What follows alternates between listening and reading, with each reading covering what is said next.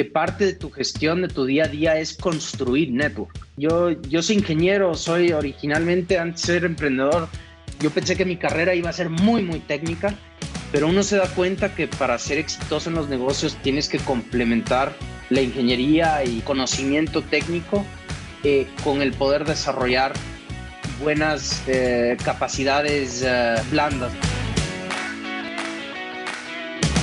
Sí, estoy en la Ciudad de México. Vivo acá desde un año y medio, bueno, ya van a ser casi 2 años. Me mudé a México para principalmente abrir las oficinas de Kushki acá, pero también, no sé si saben, yo soy partner en un fondo de inversión llamado Alpha 4 Ventures y Alpha 4 fue buscando oportunidades también de empresas targets de inversión en México y entonces como que se alinearon las estrellas y fue como que un momento perfecto para venir a México. También mi novia que conocí en Nueva York, ella es mexicana, entonces también ese factor, pues todo sumó bien en ese sentido. Digamos que Claro. lo otro es secundario, ya sabemos más o menos.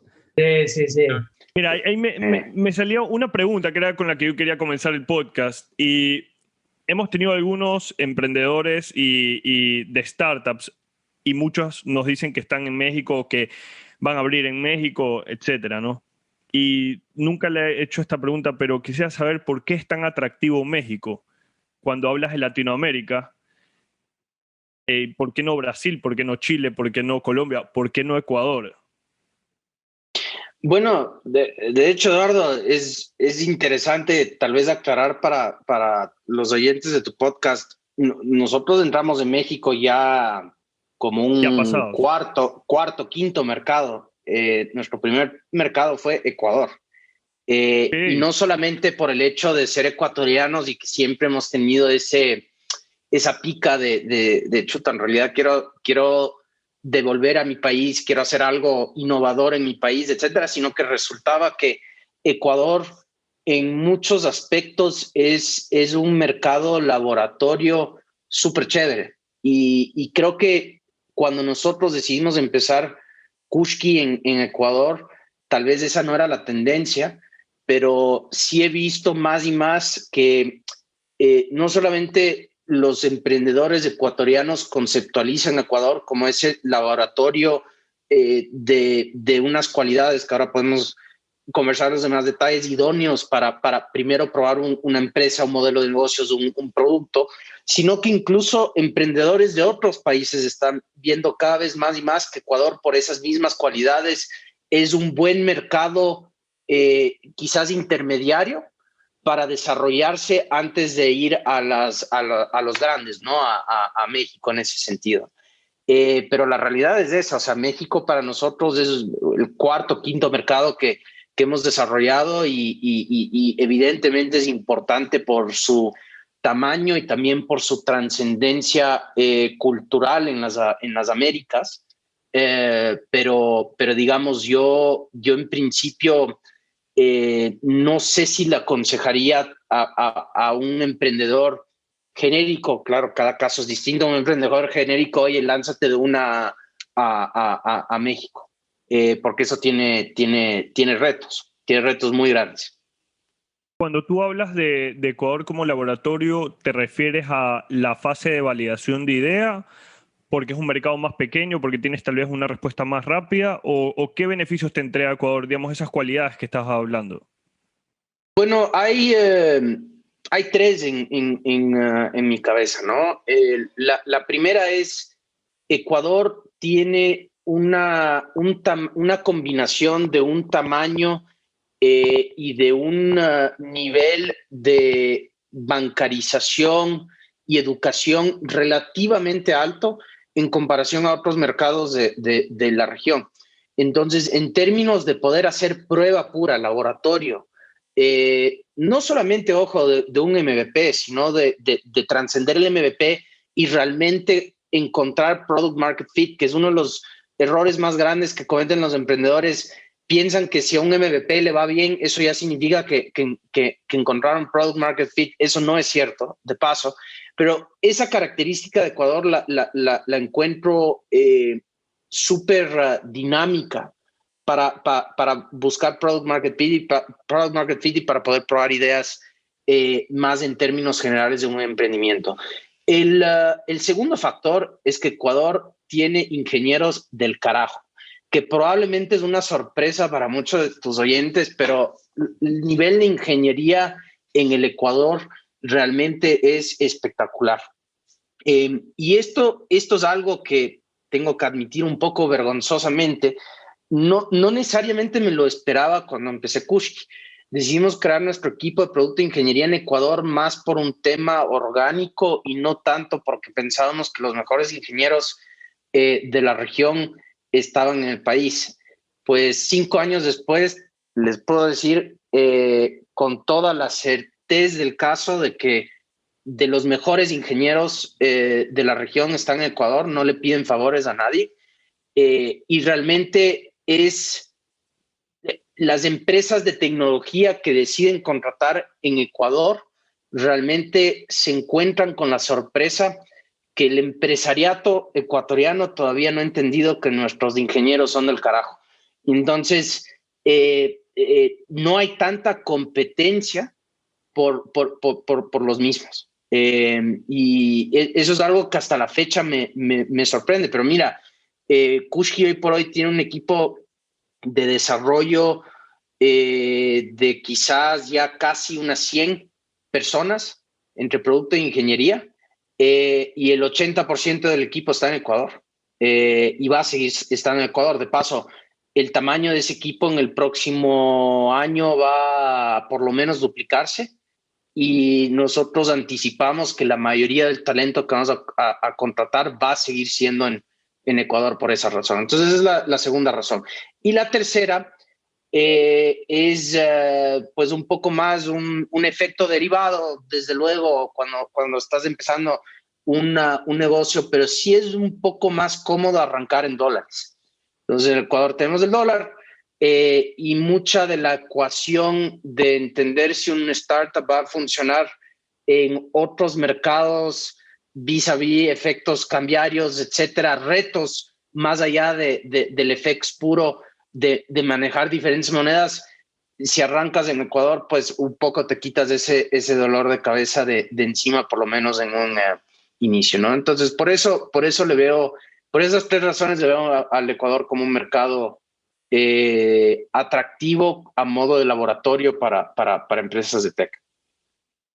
Es interesante lo que hablas de los ingenieros y la calidad. No solo que nosotros tuvimos una conversación hace poco con Fernando Rivera de Buen Trip Ventures y nos hablaba un poco de eso, y también escuchando en un podcast colombiano, Robbie J. Fry, que siempre lo mencionamos aquí, uno de sus invitados, apellido Balboa, de Truora, el fundador de Truora, él hacía un punto que ya lo he mencionado creo que en el podcast, que me parece bastante eye-opening, y es que él dice: la puerta y la forma de tener movilidad de clases sociales en Latinoamérica ahorita, que es efectiva y no te va a fallar, es estudiar algo relacionado con ingeniería en sistemas, ingeniería, computer science, IT, aprender código, porque son las posiciones en las que las personas que te están contratando no están viendo si tienes conexiones, si eres bonito, si hablas bien, etcétera, etcétera. Lo que están viendo es: sabes crear, puedes trabajar en equipo, adelante, hagámoslo, lo demás no importa. Entonces, es algo que la gente debería tener bastante en cuenta ahora, tomando en cuenta mucho lo que tú dices, ¿no? Que en Ecuador esto es algo que quizás no se explota como se debería explotar. Sí, sabes algo, tal vez 2 puntos ahí. El primero, no lo mencioné antes, pero solo para aclarar, todos los líderes, o casi todos los líderes de nuestro equipo de desarrollo, incluyendo el CTO de Kushki, son ecuatorianos. Entonces, no solamente es talento puro de desarrollar, sino talento de liderazgo también en crear productos de tecnología e innovación. Entonces, para nosotros esa apuesta ha sido muy fructífera en ese sentido y estamos sumamente orgullosos de ser referentes ecuatorianos en ese sentido, ¿no? El otro punto es que yo creo que, más hacia un tema especulativo, evidentemente, pero yo creo que Ecuador fácilmente se podría posicionar como un hub de ingeniería, como un servicio al resto de la TAM y desde luego al resto del mundo, si es que hay personas dispuestas a querer desarrollar ese modelo de negocios, ¿no? Y hay referentes en la región, ojo, o sea, hay lugares como Uruguay, por ejemplo, que tiene mucho ese modelo, tal vez más conocidos, pero también hay lugares súper desconocidos de alguna manera, por lo menos en una primera instancia, Guatemala, El Salvador, donde han habido empresas que han decidido hacer agencia o farms, ¿no? de desarrollo y exportan ese servicio al mundo, ¿no? Entonces yo pienso, reitero, o sea, la calidad de nuestros ingenieros no le pide nada a nadie. Y ciertamente creo que podríamos ser exitosos en esa exportación de servicios de software a otros lugares del mundo. Es que eso justamente era lo que tenía en mi cabeza. Yo había leído, bueno, primero que todo, cuando tuvimos el primer podcast, uno de los primeros podcasts con Juan Daniel Nebel, él nos comentaba que cuando estaba empezando a hacer la aplicación de Picker, él la mandó a hacer a India. Y tenía muchísimos problemas como el cambio de hora, el idioma, y que ellos básicamente a él le comenzaron a entregar un producto que él no quería. Hasta que consiguió programadores ecuatorianos y ahí Picker es lo que es, una aplicación espectacular. Y también estuve leyendo que ahí mismo en India hay empresas que reclutan programadores, muchísimos programadores, alguien pide una solicitud y ellos la derivan y entre ellos hacen como una subasta, digamos. Bueno, no sé si es subasta, pero hay muchos freelancers y cada uno trata de coger el proyecto que viene. Entonces eso un poco, ahorita que lo mencionas, se me abre la cabeza aquí en Ecuador, si hay tantos programadores que realmente no es muy conocido, al menos yo no conozco muchos programadores, sería chévere que alguien los pudiera juntar y hacer un hub de programación. Sí, y creo que y nosotros desde la arista de Kushki evidentemente lo hemos hecho y cada vez se vuelve más y más importante es no solamente tener el aspecto de los programadores y los ingenieros como desarrolladores del producto de Kushki, sino también como exponentes culturales al país y la región, ¿no? Entonces, en términos de organizar meetups, en términos de dar charlas, en términos de hacer capacitaciones y outreach en las universidades del país, etcétera, como creemos mucho en ese modelo y creo que hay muchas empresas en el Ecuador que creen en ese modelo, ¿no? O sea, el cambio tal vez en todo lo que es crear o generar un ecosistema de tecnología en Ecuador, tal vez para muchos el cambio puede verse muy paulatino de alguna manera, pero sí está sucediendo. Y creo que para allá vamos. O sea, yo sí tengo la expectativa de aquí a 10 años, el Ecuador va a tener una referencia muy importante de desarrollo de ingeniería de tecnología en el resto de la región y en el mundo. Qué bacán en escuchar eso. Nosotros en el podcast hemos conversado con bastantes personas, cracks en el tema de startups, tecnología y muchas diferentes industrias.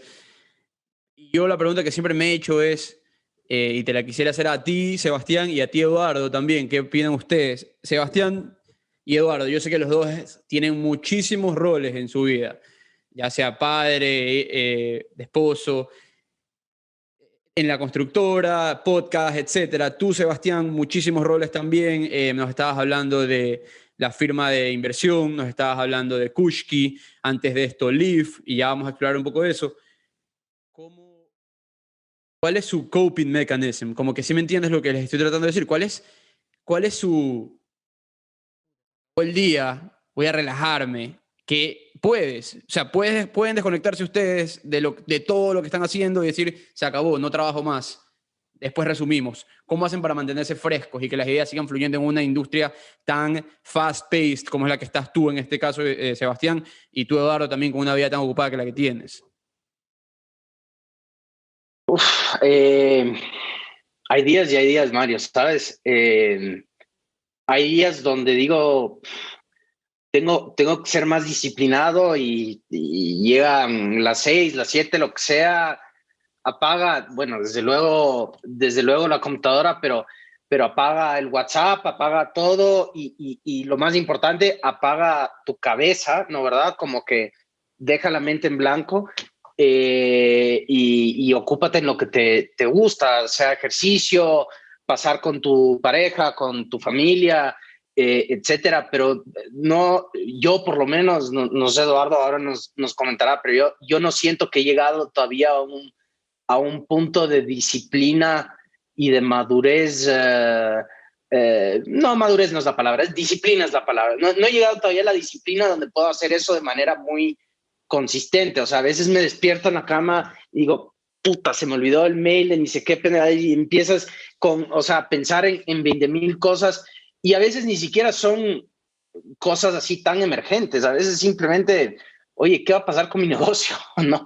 Como que entonces apagar esas campanitas dentro de la cabeza es muy difícil y le tengo mucha admiración a las personas que lo han logrado, ¿no? Ahora, creo que como todo en la vida es un proceso, o sea, yo tampoco me castigo a mí mismo por no poder apagarlo, pues porque entiendo que también es algo natural y que el encontrar un balance en la vida probablemente es un esfuerzo de por vida. O sea, constantemente vas a estar buscando esos balances. Así me siento yo, no sé vos, Eduardo, ¿qué opinas?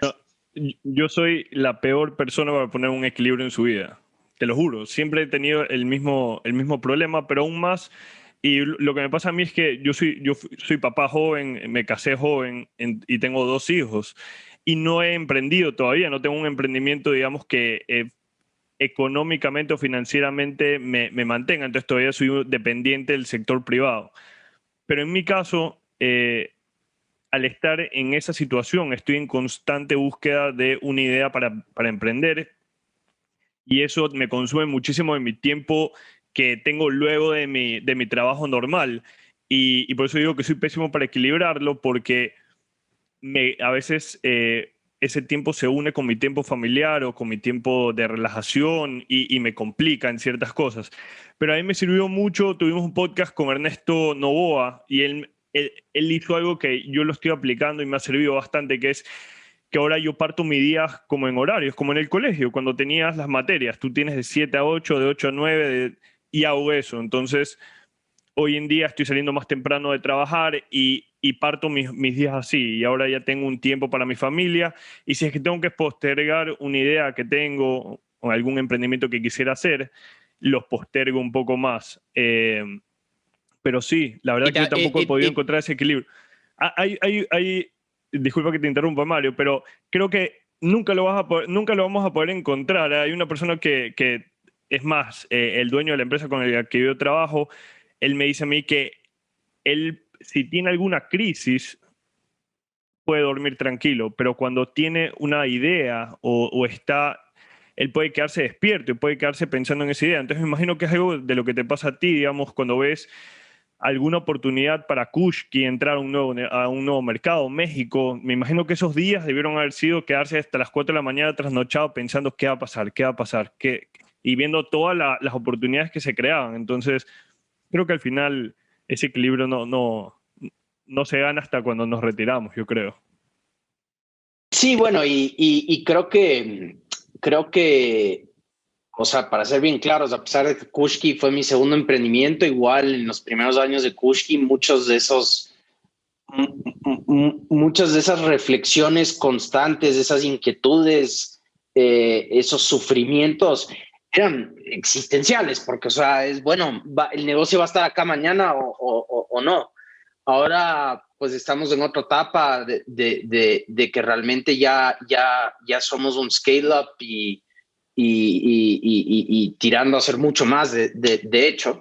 Y realmente las consideraciones son distintas, pero quizás pues la costumbre cambia muy lentamente en ese sentido, ¿no? Pero de paso, curioso que traen este tema a la mesa. Acabo de terminar de leer un libro que se llama Make Time, que les recomiendo muchísimo. Los escribieron los dos tipos de Google Ventures que inventaron el Design Sprint, que estoy seguro que lo conocen o alguna vez lo hayan conversado con alguna otra persona acá en su podcast. Pero estos dos brothers que se inventaron el Design Sprint escribieron un libro sobre cómo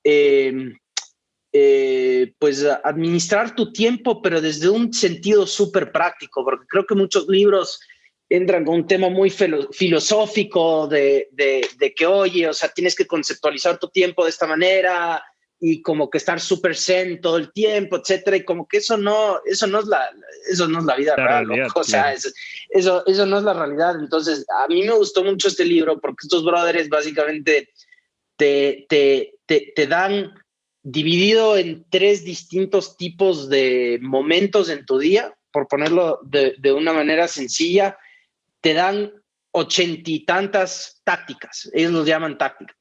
Y lo primero que te dicen al inicio del libro es, mira, aquí hay 80 y tantas tácticas, escoge literal las que te funcionen. O sea, hay una variedad gigantesca, no todo el mundo es igual, ¿no? Y no necesitas hacer las 81, desde luego, o sea, escoge 3 o 4 de estas pequeñas recetas, ¿no? ¿Verdad? Para darle un poco de orden, un poco de estructura a tu día. Y a veces es eso, ¿no? O sea, a veces haciendo cambios muy pequeños en el tiempo tienes un compounding effect, ¿no? ¿Verdad? Fantástico en ese sentido, ¿no? Pero muy recomendado el libro, Make Time. Ya tenemos uno de los que íbamos a preguntar. Es que yo también hacía la pregunta porque estaba pensando en el negocio, en la industria en la que ustedes están, tema de tecnología, tema de querer escalar rápido. No solo tienes que estar pensando en el día a día, en la contratación de personal, en el liderazgo que tienes que tener frente a tu equipo, en los problemas que te vienen minuto a minuto, la competencia que te come. También tienes que pensar en a dónde me voy, dónde me veo de aquí en 3 años, como que en algún momento tienes que parar y abrir y levantar la cabeza y decir, a ver, no me puedo enfocar en los problemitas que me van a comer todas las horas del día. Y eso me pasa bastante a mí. Entonces dije, ¿sabes qué? Hoy vamos a hablar con Sebastián, vamos a preguntarle a él a ver qué opina de esto. Es durísimo. Hablemos de Kushki. Kushki, ¿qué es y qué problema estás tratando de solucionar con Kushki? Kushki es una plataforma de pagos y de servicios relacionados al pago para comercios. Como lo hablamos antes, empezó en Ecuador y hoy por hoy la visión que tuvimos de un inicio y que está empezando a cumplirse para Kushki es que con un solo API y una sola plataforma puedas realmente mover plata de punto A a punto B en cualquier país de Latinoamérica, ¿no? Entonces, esos Kushki, como desde un punto de vista un poco conceptual, tal vez más aterrizado en los productos más utilizados de Kushki por nuestros clientes, que son comercios, nuestro negocio es netamente B2B, es la famosa y en mi opinión mal llamada pasarela de pagos, ¿no verdad? Yeah. O el botón de pagos, como se llaman en otros países. Casi lo digo.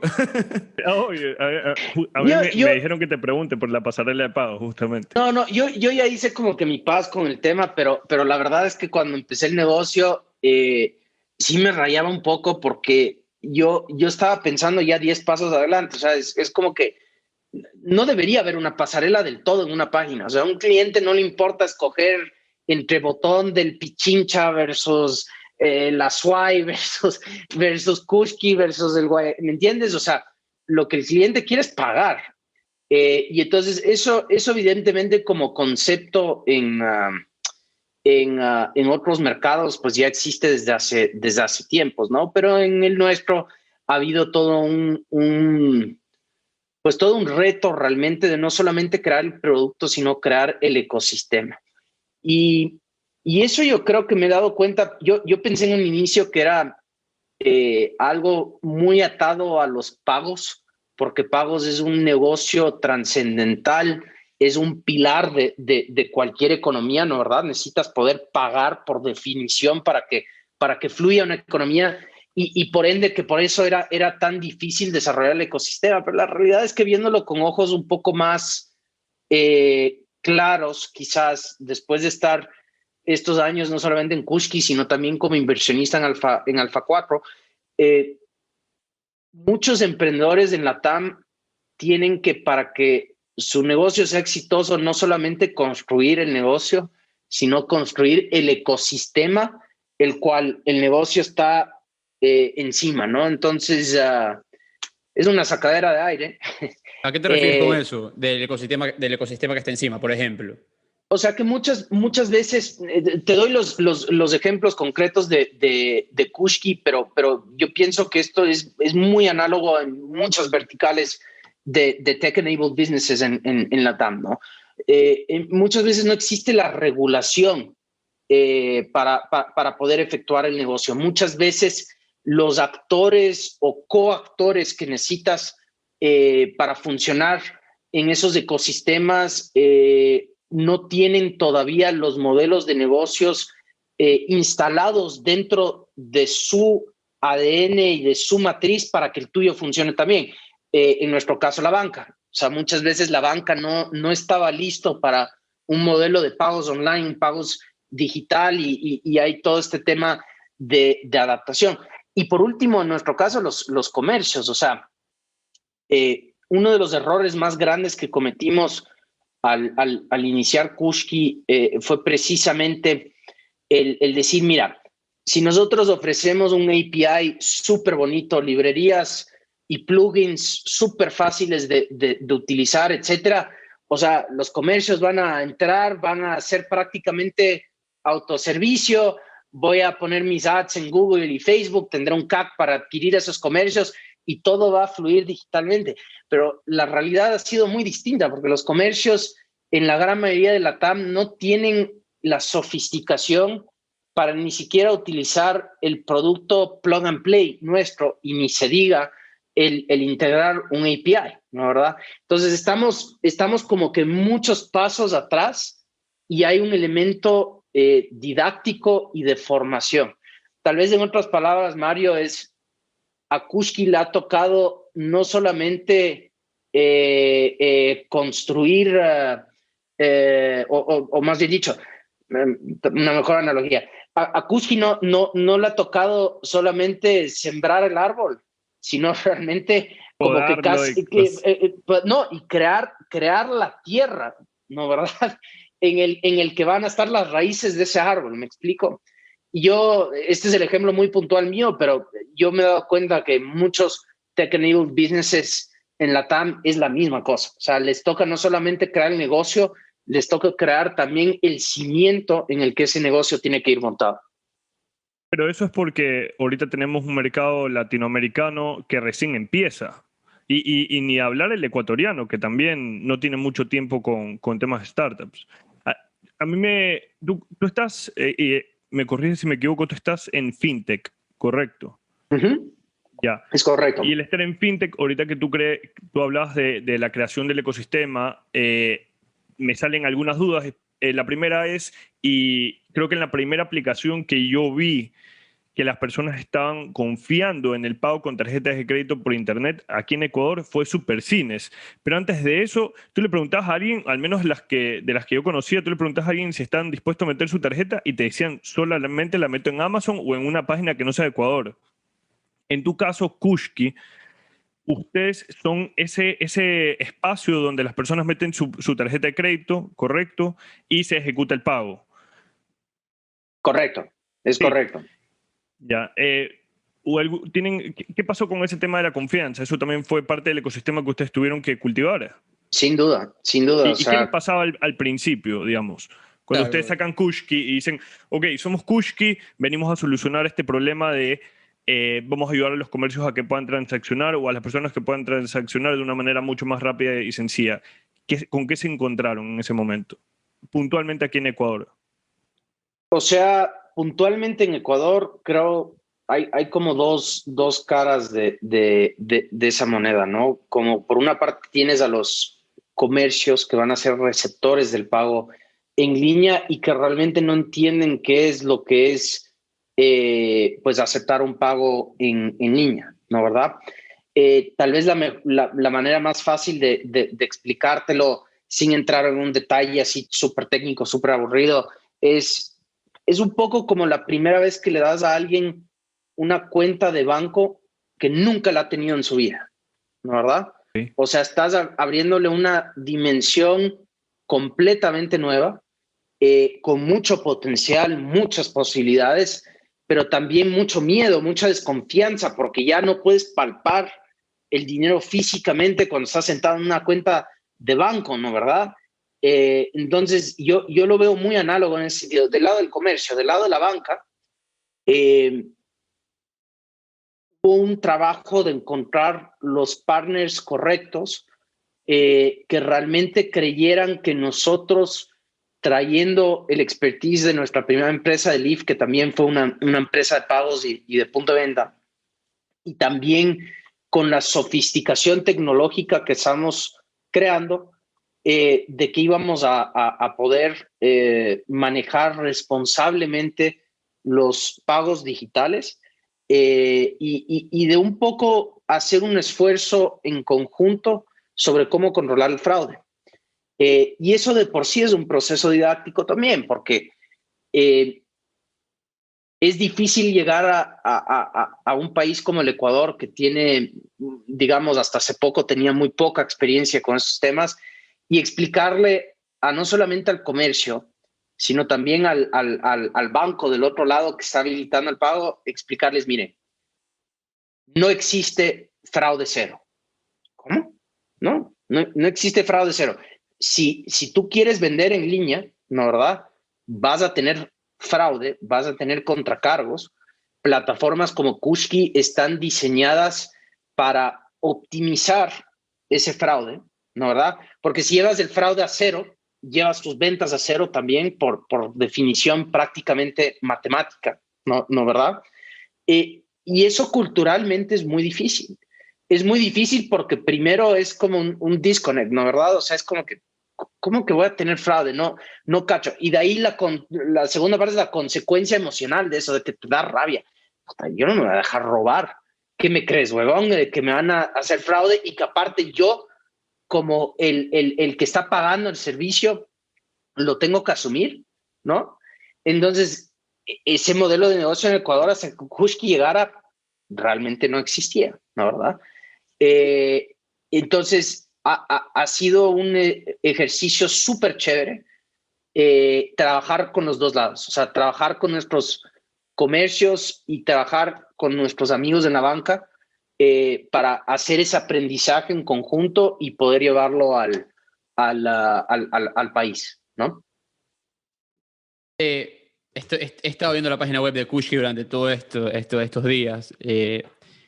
Quería un poco tener como que el feel de Kushki, lo que dicen los clientes, lo que dicen los customers. ¿Quién es el cliente ideal de Kushki? ¿Quién es el negocio que tú dices, este es el cliente ideal para mi empresa? Porque tienes de todo. O sea, la verdad es que Kushki está diseñado en una manera en el que en realidad lo podría utilizar prácticamente cualquier tipo de negocio, ¿no? Entonces, desde un punto de vista, digamos, de verticales de negocio, realmente trabajamos con una gama súper amplia. O sea, desde pymes vendiendo bienes físicos, plataformas tecnológicas,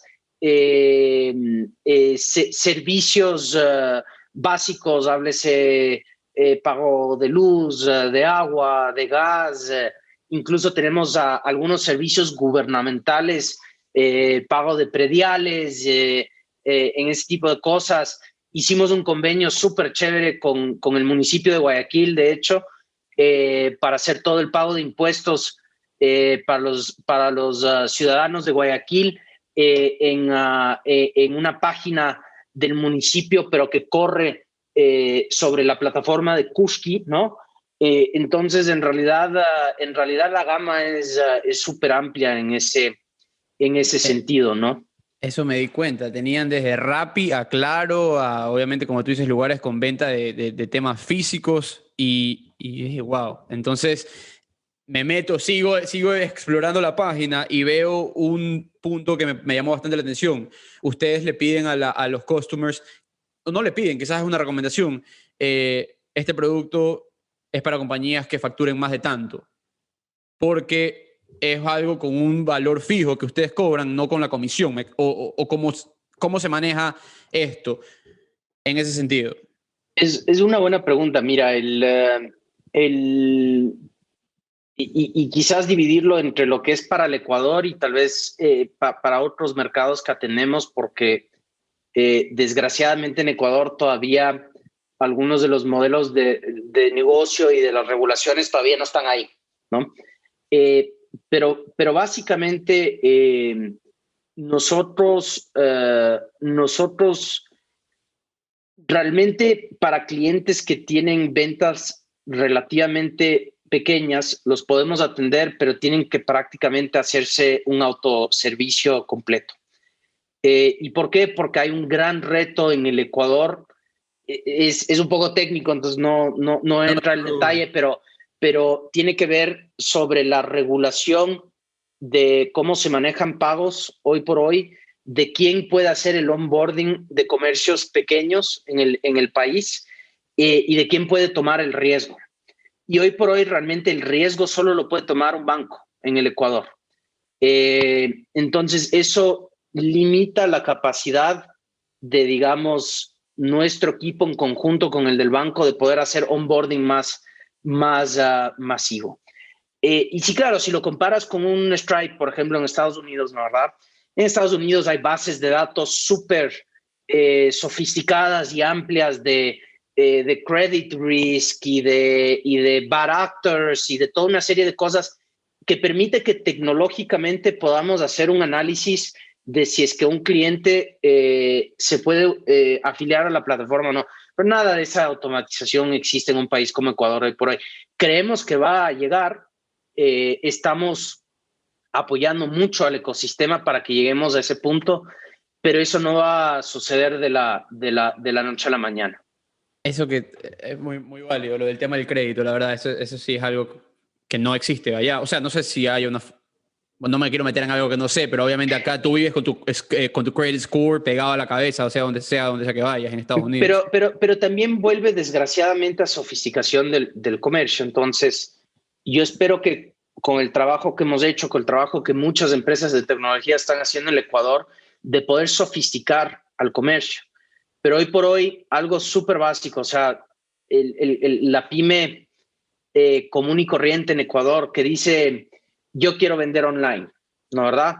Y tú le dices, perfecto, tienes un developer que te pueda montar, aunque sea una página en WordPress, o sea, sin código ni siquiera, ¿no? O sea, una página en WordPress e integrar el plugin en WordPress, que es literal, o sea, una línea de código, o sea, no requiere realmente de un ingeniero, solo requiere de alguien que sepa manipular WordPress y en el 95% de casos te dicen, ¿qué es eso?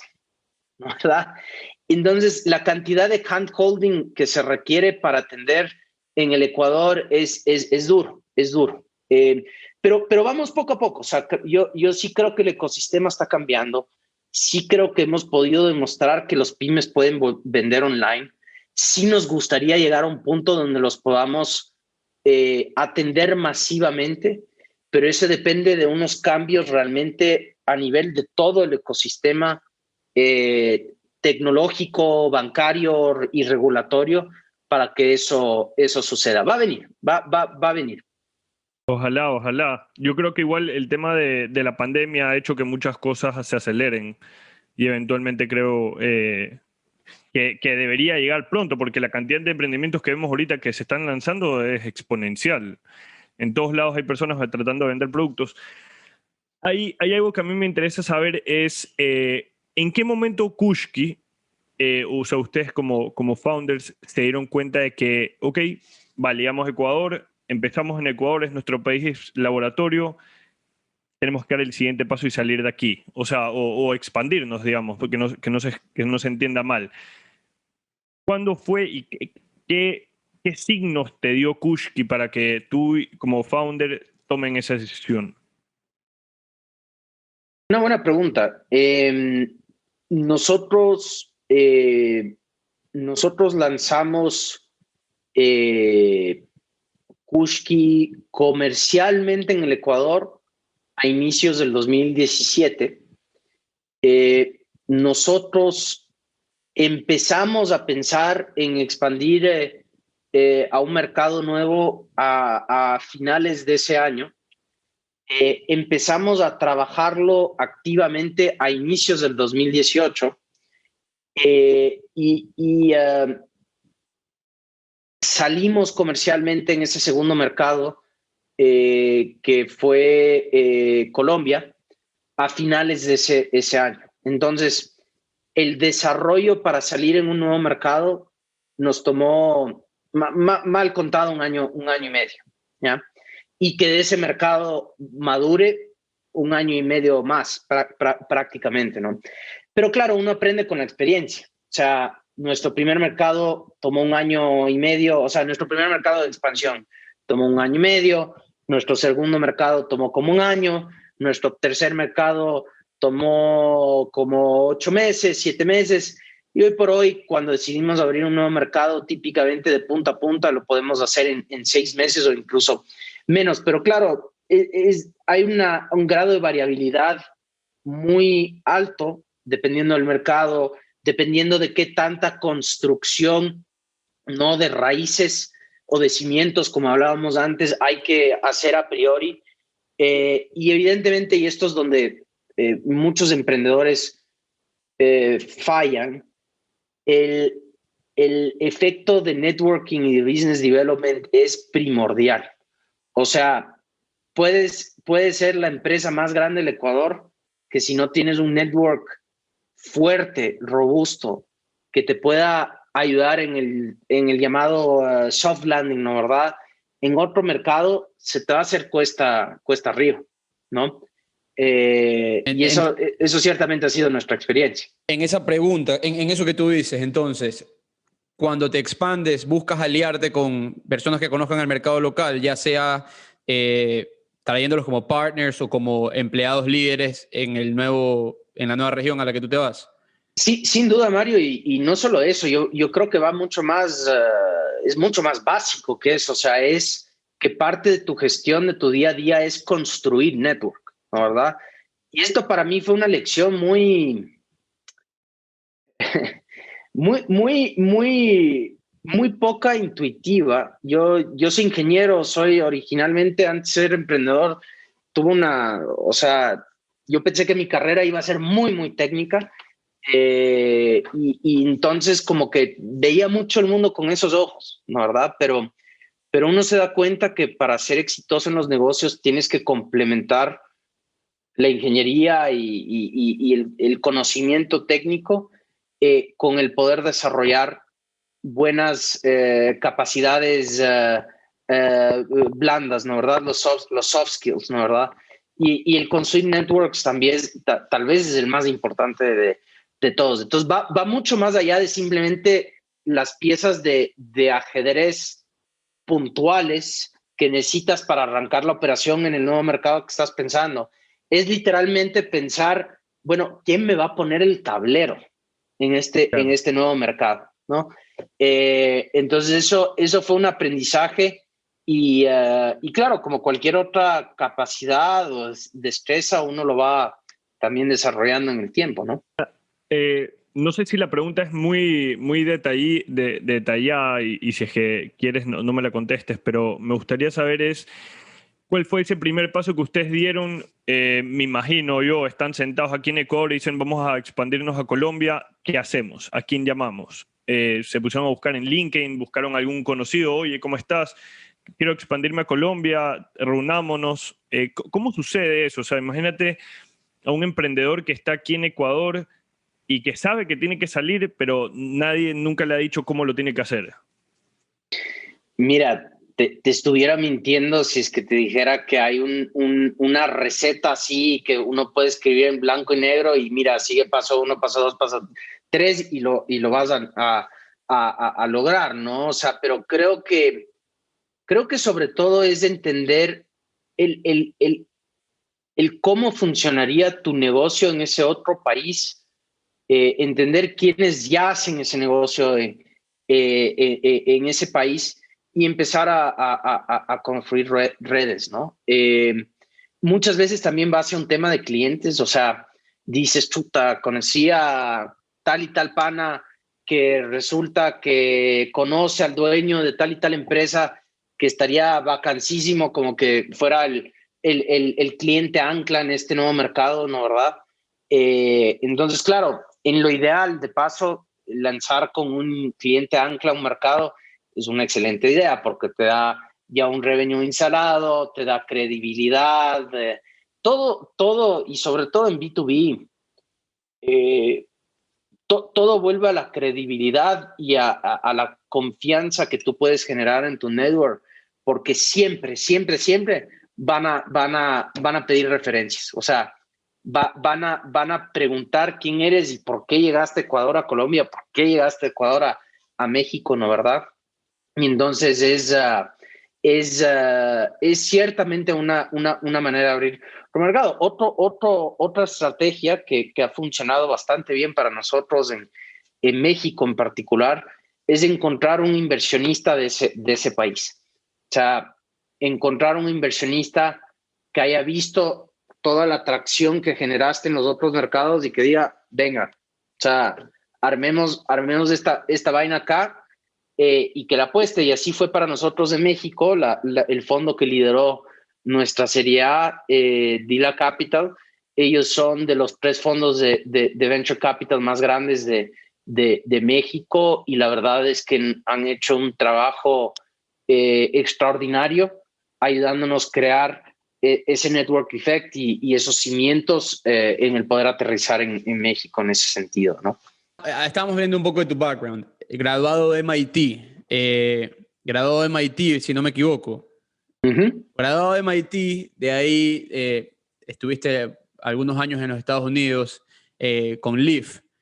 Leaf es algo bastante, no quisiera decir parecido, pero está bastante relacionado con lo que haces ahora en Kushki.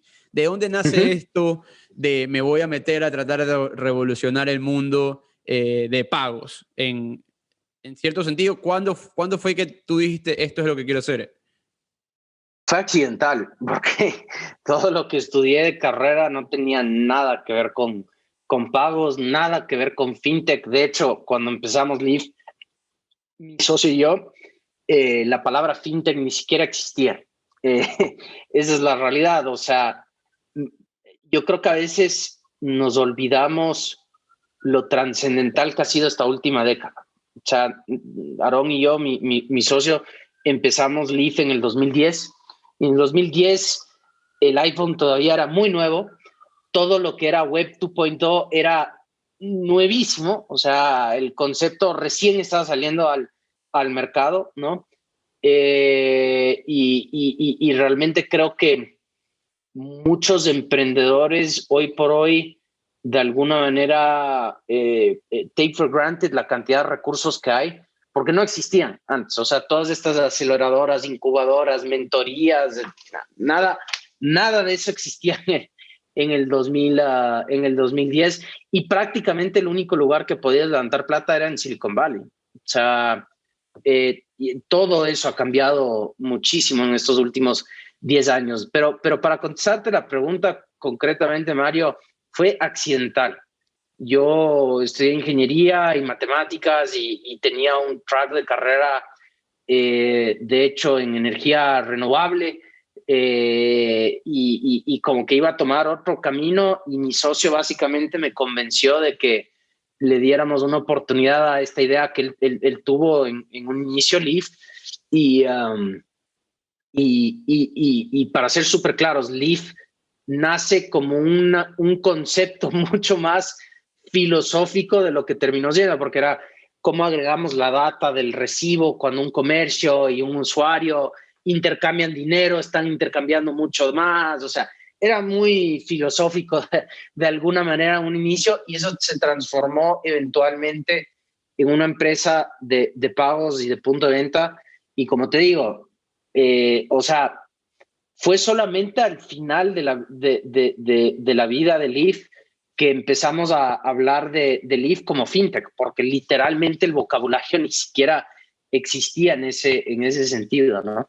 ¿Qué pasó con Leaf? Pues Disculpa que te interrumpa. ¿Qué pasó con Leaf? Quisiera ver más que todo ¿cuál es la diferencia entre Leaf y Kushki? Bueno. Leaf realmente estaba mucho más enfocado a lo que es desarrollar puntos de venta para pymes y habilitar ecosistemas de pagos alrededor de ese punto de venta, habilitarlos, ¿ya? Y ese negocio era en Estados Unidos, desde luego, ¿no? Leaf, de hecho, fue la primera empresa en el mundo en hacer un tablet en Android customizado para la pyme. Y sacamos patentes alrededor de esto. Realmente, en muchos sentidos, Leaf estaba muy adelantado a su época, por ponerlo de una manera, ¿no? Kushki está enfocado más del otro lado de esa moneda, o sea, en el ecosistema de pagos como tal, en el habilitar pagos como negocio y no como un efecto secundario de tener un punto de venta chévere, digamos, ¿no? Y evidentemente el enfoque Kushki como geografía es LATAM. Leaf estuvo enfocado explícitamente en lo que es Estados Unidos. ¿Punto de venta te refieres a e-commerce? No, un punto de venta físico. O sea, una tienda. Es correcto. Cuando tú vas allá y te vienen la tabletita para que tú pongas cuánto quieres dejar de propina, cosas así, más o menos lo que hace Square. Sí, y de hecho Square era uno de nuestros competidores en ese mercado. Claro, nosotros hicimos algo que en su momento considerábamos mucho más ambicioso que Square, que es que decidimos hacer el punto de venta completo. O sea, el tablet era nuestro, el hardware era nuestro, el software era nuestro, el control del sistema operativo era nuestro. Teníamos hasta un App Store de pymes embebido dentro de nuestra tablet para que otros tipos de aplicaciones para negocios puedan ofrecerse dentro del mismo ecosistema. O sea, realmente Leaf fue muy, muy bacán desde el punto de vista de realmente innovar en lo que es productos y servicios para pymes, ¿no? Con Kushki realmente el approach ha sido enfocarnos en algo mucho, mucho más específico, que es el pago digital, y habilitarlo para muchísima gente. Y ahora sí, bueno, entonces, ¿qué pasó con Leaf? ¿Se hundió en el camino? No. ¿Square se lo comió? No, realmente Leaf se vendió. Nos lo compró un banco en Estados Unidos, precisamente porque los bancos legacy le tenían en ese entonces un pánico gigantesco a Kushki, a Square. No, a Square, pues estaban básicamente dispuestos a pagar lo que fuese por empresas innovadoras de tecnologías en pagos y en punto de venta. Y entonces a nosotros... Sí, no, adelante. No, disculpa que te interrumpí. Te quería preguntar que cómo así cuando vendieron no se quedaron manejando Leaf, viendo su primer bebé, digamos. Cualquiera hubiese creído, esto aquí tiene tanto potencial, te lo vendo, pero déjame manejarlo. ¿Es común que pase ese tipo de cosas o no? Sí, desde luego. O sea, muchas veces después de una venta, y sí nos quedamos, estuvimos como un año más con el comprador, pero muchas veces el emprendedor simplemente quiere emprender. Y como que ya nuestro bebé ya no era nuestro, de alguna manera, y decidimos pues buscar nuevos horizontes en ese sentido, ¿no? Y emprender de nuevo, y fue lo que hicimos. Y de hecho con Kushki pues nace del mismo combo, porque mi socio en Kushki es mi mismo socio de Leaf en ese sentido. ¿Cómo así se da el regreso de, a ver, lo lógico es que estás en Estados Unidos, te quedas en Estados Unidos, disfrutas de invertir en el país donde hay muchísimas oportunidades, en tema de está San Francisco, está Miami, etcétera, New York, el centro de las finanzas, más que nada, ustedes que están trabajando en esto. ¿Cómo así deciden regresar al Ecuador y empezar ahí desde cero? Bueno, en un inicio un poco quisimos las dos cosas, ¿sabes? Porque en un inicio ambos, Aarón y yo, estábamos viviendo en Nueva York cuando fundamos Kushki. Entonces hubo un par de años donde básicamente entre 1 y 2 semanas del mes estaba en Ecuador y de ahí las otras 2 semanas estaba en Nueva York, ¿no? Y la realidad es que estar en Nueva York, como acabas de decir, es el centro financiero del mundo en muchos sentidos y por ende un centro financiero de fintech muy importante. Habían ciertos elementos de estar en Nueva York que eran muy valiosos hacia la construcción de nuestro negocio, ¿no? Pero eventualmente ya después con el tiempo y con realmente la dimensión de Kushki, sí considerábamos que era importante estar un poco más cerca a los mercados donde operamos, ¿no? Entonces yo hoy por hoy estoy viendo México, es donde hemos hecho nuestra apuesta más grande para, digamos, el segundo capítulo, por ponerlo de una manera, de la empresa. Y mi socio ahora está viviendo en Miami. Miami es o sea, evidentemente es un hub de la TAM, es la capital de la TAM de alguna manera, pero resulta que también es la capital de pagos para la TAM también. O sea, todas las marcas importantes de pagos, entiéndase Mastercard, Visa, Amex, muchos de los bancos con los que trabajamos, etcétera, tienen operaciones importantes en Miami, entonces hay realmente un vínculo ahí importante y creo que de hecho probablemente hoy por hoy Aarón es el único miembro de Kushki que vive en Miami, pero yo me sospecho que en este año vamos a empezar a ampliar esa oficina porque creo que es importante en ese sentido.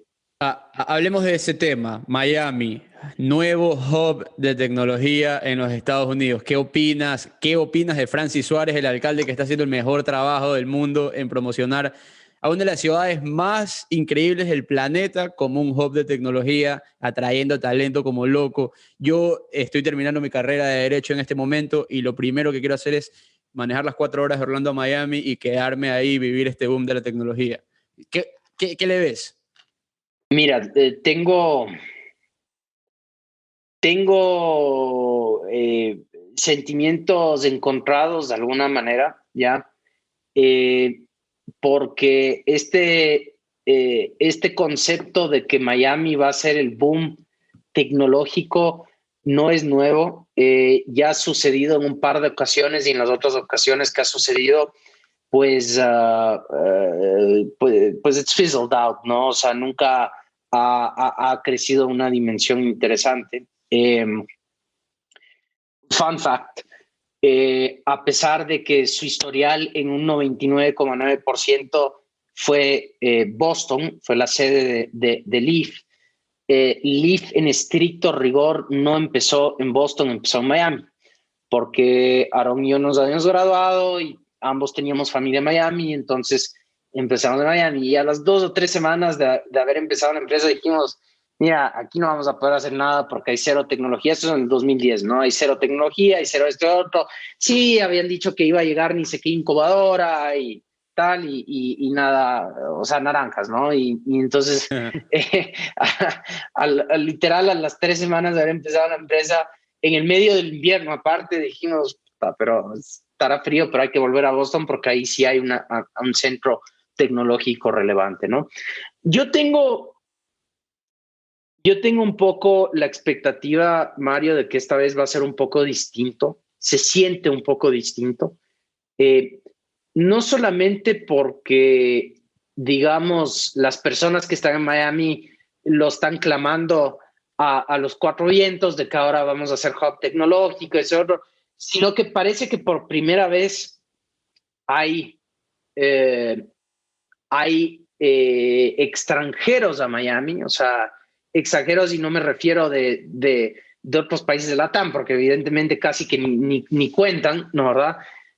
Para efectos de este ejercicio, sino extranjeros de las órbitas de tecnología, entiéndase Nueva York, San Francisco, incluso Austin, etcétera, de que están viendo Miami con ojos viables. Y solo el tiempo lo sabrá, pero mira, solo para acabar el punto. Yo creo que de aquí a 6 a 12 meses ya vamos a saber si se va a dar esta vez o no. Y se reduce a algo muy sencillo. ¿Se va a poner plata o no se va a poner plata? ¿Ya? Porque en Miami hay muchas incubadoras, muchas aceleradoras, muchos fondos de venture capital, ¿no? ¿Verdad? Pero cuando mides lo que invierten, no invierten un carajo, ¿ya? Y ningún ecosistema de tecnología puede realmente despegar, al menos de que haya capital. En Miami, evidentemente, hay mucha plata, simplemente hasta la fecha, nada de plata destinado para efectos prácticos a tecnología. Parece, con la llegada de muchos VCs de alto perfil, muchos fondos de alto perfil e incluso muchos legacy, seguramente leíste que Goldman Sachs ahora va a poner una operación importantísima en Miami, etcétera, de que eso va a empezar a derivar en capital, en cheques hacia emprendimientos de Miami. Ahí ya sabremos de que le llegó el momento a Miami. Ese es el barómetro. Es que ¿sabes lo que me doy cuenta? Y a raíz de todo lo que ha pasado en la pandemia, la gente que vivía en New York, por ejemplo, la gente que trabajaba en asset management o en investment banking, Deepak en su época, ¿no? Trabajando 80 horas, metiéndole, viviendo en un departamento chiquitito, overpriced, pasando frío, pasando todo este tema, y obviamente la buenísima vida que te da New York cuando New York es New York. En este caso, cuando está todo medio cerrado, se le va ese sabor. Entonces, ¿qué mejor que prefieres ir a pasar a pagar menos impuestos y vivir en una ciudad con, digamos que más placeres en ese sentido? Entonces, por ahí... Más cerca también. Es interesante escuchar qué opinabas tú del tema, porque en Twitter, Twitter aguanta todo, como lo decimos. Entonces, quería ver cuál era el feeling ahí. Mira, de aquí a un año, si vemos rondas importantes derivadas hacia empresas en Miami, con inversionistas que están radicados en Miami, creo que ya eso es otro cantar. No con Wood. No, o sea, yo creo que en general fuera chéverísimo que suceda, porque bueno, no vivo en Miami, pero yo tengo súper claro la influencia que tiene Miami como un hub hacia prácticamente todos los otros tipos de negocios que te puedes imaginar hacia Latinoamérica, ¿no, verdad? Simplemente no se ha dado en la parte tecnológica y de capital de riesgo todavía. Pero vamos a ver. Y estoy de acuerdo que el alcalde Suárez realmente está haciendo un trabajo bastante bueno en ese sentido de posicionar a Miami, de interesar a personas de otros lugares en darle chance a Miami y ojalá salgan las cosas, ojalá salgan las cosas. Sebastián, antes de hacerte esta pregunta, primero le queremos mandar un saludo a Aaron Schwarkov, que es tu socio de Leaf. Un saludo para él. Quiero que me comentes un poco acerca de este fondo Alpha 4 Ventures en el que estás. Sí, pues Alpha 4 lo empecé con otro socio. En el 2016 lo empezamos a explorar y ahí hasta que tomó forma pasaron varios años, pero básicamente nosotros empezamos el fondo con una tesis relativamente sencilla, pero que era un vacío que vimos en el ecosistema de la TAM y que hasta cierto punto todavía existe hoy por hoy en la región, que es que yo creo que hoy por hoy el poder conseguir capital semilla en muchos países de la TAM ya no es tan complicado. O sea, hay buenas incubadoras, hay buenos fondos semilla, hay incluso muchos programas gubernamentales en distintos países que ofrecen dinero a startups para arrancar, para probar un concepto, llevar un MVP, etcétera, etcétera. Pero cuando llegan las empresas ya a esa etapa de Serie A, donde ya tienen que levantar, bueno, cuando empezamos el fondo, eran montos típicamente o rondas, más bien dicho, típicamente entre 2-3 millones de dólares. Hoy por hoy una Serie A en LATAM no está a la par con Estados Unidos, pero ha crecido bastante. O sea, una Serie A en LATAM hoy por hoy puede estar entre 5 y 10 millones de dólares. Y hay outliers, ojo, mucho más grandes en ese sentido. La otra vez estaba leyendo, perdón, La House, un startup de Colombia acaba de levantar 35 millones de dólares. Sí, o sea, sin lugar a duda hay excepciones, pero en términos generales ese vacío del Series A todavía está ahí. O sea, no es fácil levantar una Serie A y AlphaFour, por eso se llama Alpha, de Serie A, ¿no, verdad? Y Four, porque en un inicio éramos 4 socios. Por eso AlphaFour inicia, porque había ese vacío y porque nosotros considerábamos que con nuestro background, que en mi caso era de emprendedor y de haber llevado una empresa ya a un exitoso, y en el caso de mi socio de haber sido un CEO de empresas Fortune 500 y de haber comprado empresas de tecnología para su empresa, para potencializarlas, etcétera, como que era una ecuación, un sabor muy interesante, llamémosla así en ese sentido, ¿no? Entonces estuvo, ese fue el concepto original. Levantamos nuestro primer fondo ya para cuando empezamos a invertir, era realmente ya casi el 2018. Y muy probablemente vamos a empezar un segundo fondo el próximo año. Entonces, esa ha sido un poco nuestra trayectoria. Qué bueno, pues, Sebastián, no te vamos a quitar más tiempo. Muchísimas gracias por tu tiempo, por todo lo que has compartido con nosotros y con las personas que nos han escuchado. Cerramos con 2 preguntitas. La primera es, ¿qué es innovación para ti? Wow. Yo creo que innovación para mí puede tomar muchas formas, pero en general es estar insatisfecho con el status quo. Yo creo que muchas veces en el Ecuador, como es un país pequeño, pues incluso empresas muy grandes se sienten pues satisfechos con su status quo y nunca buscan el más allá, ¿no? Y creo que yo veo la innovación como la antítesis de eso. O sea, yo veo la innovación como realmente el cambiar tu día a día para llegar a cambios extraordinarios en ese sentido. Qué bueno. 2 libros que nos recomiendes. Ya nos recomendaste uno que es Make Time, pero ¿podrías recomendarnos 2 más o uno más, como tú prefieras? O uno más. ¿De cualquier tema o el que tú relacionado? Quieras, no necesariamente con negocios. Es más, el 90% de los libros que nos recomiendan son negocios, así que si tienes uno bueno que no sea de eso, como para cambiar un poco, sería chévere, si no de negocios. Mira, que tú quieras.